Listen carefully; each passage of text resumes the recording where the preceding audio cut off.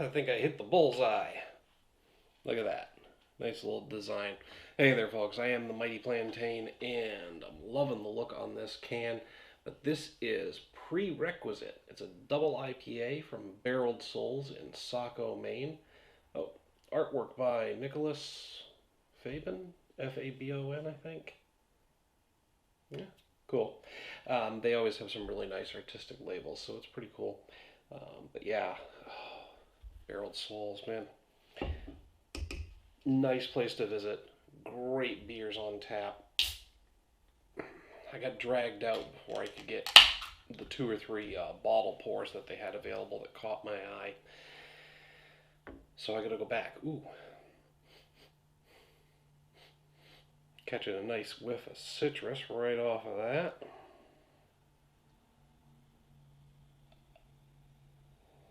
Smells like orange juice. Looks like orange juice. It's pretty hazy. Oof. Got a good head on it without any trouble.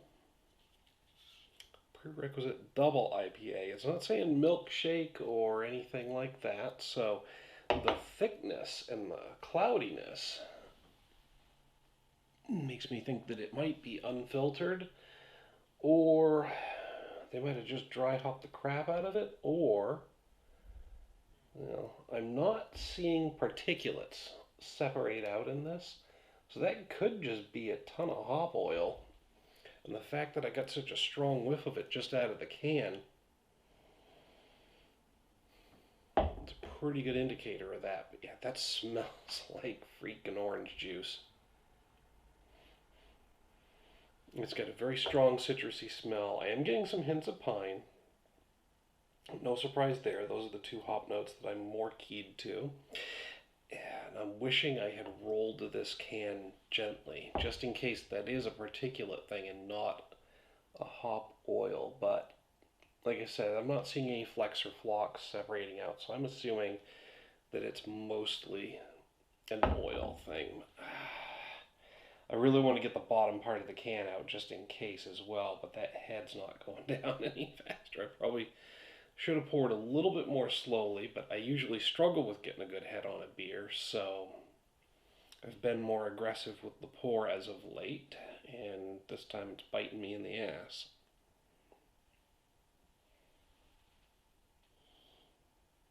I'm not seeing any particulates on the bottom either, so I'm just going to assume that I've got everything that I can without having to empty out the bottom of the can there.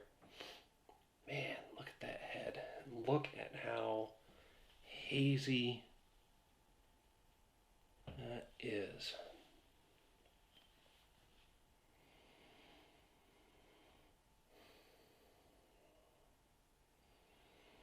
Yeah, that is just a ton of citrus. I mean, like I said, I might be getting a hint of pine underneath, but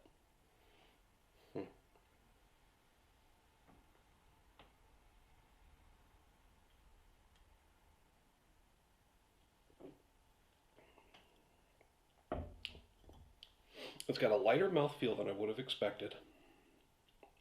It's got a bit of a medium mouthfeel.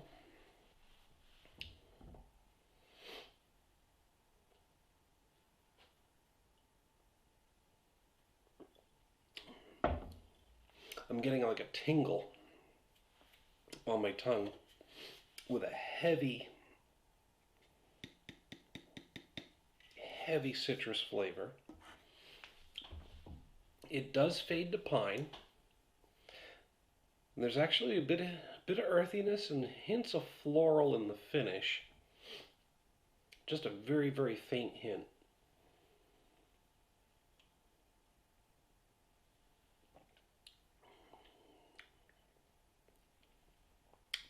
I do like that I'm at least getting some earthy and floral notes because I don't tend to get those as often as most people do. Or at least as some people do.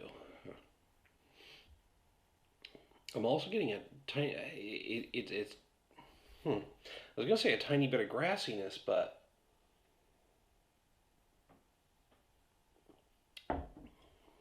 it's actually getting more pronounced.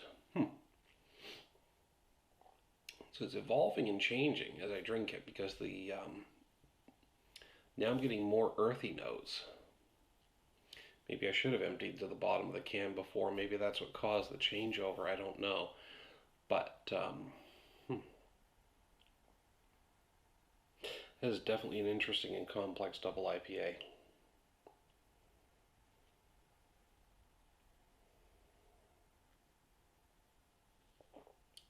I didn't notice before just how effervescent it is because I got distracted by how thick and hazy it was. I don't know if this will show on the camera, but there are tons and tons of bubbles coming up from that little nucleation point on the bottom. The light's going to hit it just right, though, and you got to see them on the very edge of the glass.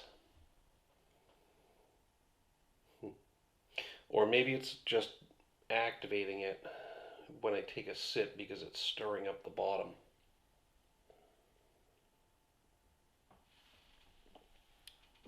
I don't know if that's going to show any better.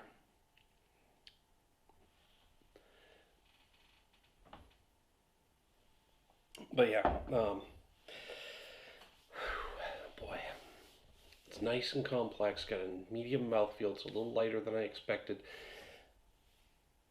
I like the looks of it.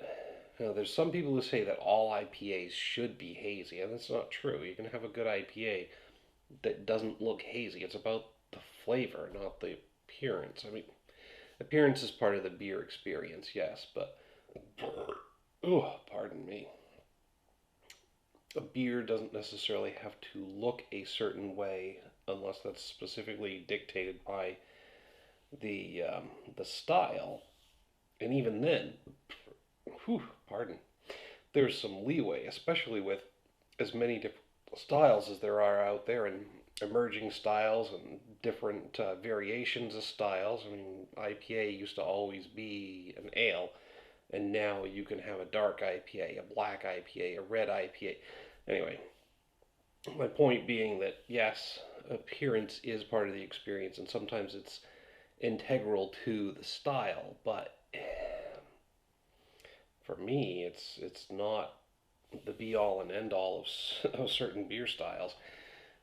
I prefer that they taste good. Case in point, with IPAs being so popular, regular viewers, you're familiar with this rant, just ignore it, please, or fast forward about a minute or so, maybe. I'll try to keep it short. But IPAs are so damn popular that everybody's making one, and they're not necessarily all good. Or you walk into a place and there's 5 IPAs on tap and nothing else. I mean, it's market saturation and overload, and you're not always going to get a good product as a result of that. So it's nice when you still come across a good, solid IPA with complex flavors that actually evolve and change on the palate as you drink it. That's why I'm hitting this one. I'm hitting Prerequisite from Barreled Souls with a 4.5 out of 5. Not quite ready to bump it up to that wow, perfect 5 out of 5 category, but it's a great experience, and I definitely would recommend you check it out. Once you do, hit me up down in the comments or the email link down below. Let me know what you have to say about this beer. Whether you agree or disagree with me, either way, I want to hear about it. While you're down there, don't forget to like and share the video. Make sure to subscribe to the channel. Until next time, folks, thanks for tuning in. Cheers.